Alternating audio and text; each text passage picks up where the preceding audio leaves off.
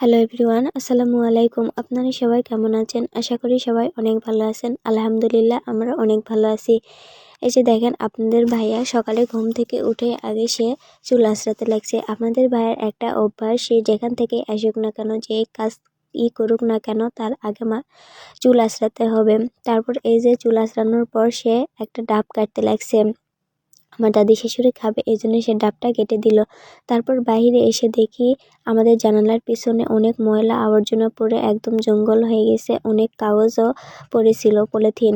সেগুলো আপনাদের ভাইয়া আবার বাইরে সেই পলিথিনগুলো কুড়িয়ে কুড়িয়ে আগুন লাগিয়ে পুড়াচ্ছিলেন।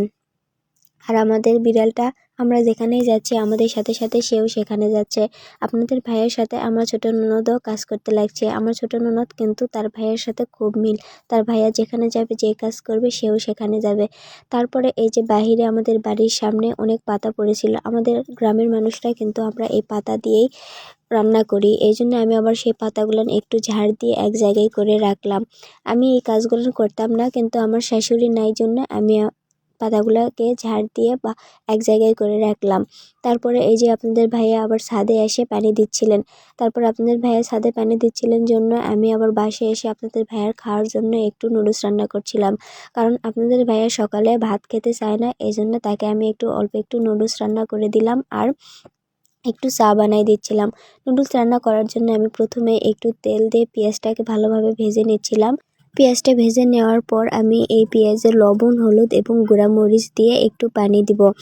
আমি আজকে খুব শর্টকাটে রান্না করছিলাম, কারণ আপনাদের ভাইয়া খেতে চাচ্ছিল না আর দেরি হয়ে গিয়েছে। আপনাদের ভাইয়া না খেয়ে চলে যেতে চাচ্ছিল, এই জন্য আমি খুব তাড়াহুড়া করে রান্না করছিলাম।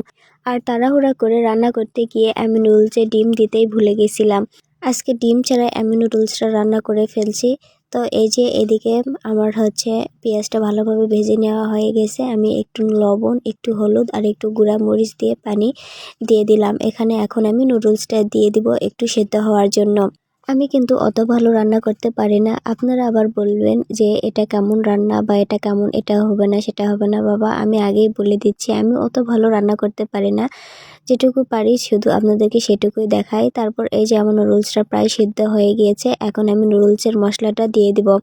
নুডলসের মশলা না দিলে কিন্তু নুডলস খেতে একটুও ভালো লাগে না। আর কে কোথা থেকে আমার ভিডিওটি দেখছো অবশ্যই আমাকে কমেন্ট করে জানাবে। তো আজকের ভিডিও ছিল এই পর্যন্তই। সবাই ভালো থাকবেন, সুস্থ থাকবেন। দেখা হবে আবার নতুন কোনো ভিডিওতে। আল্লাহ হাফেজ সবাইকে।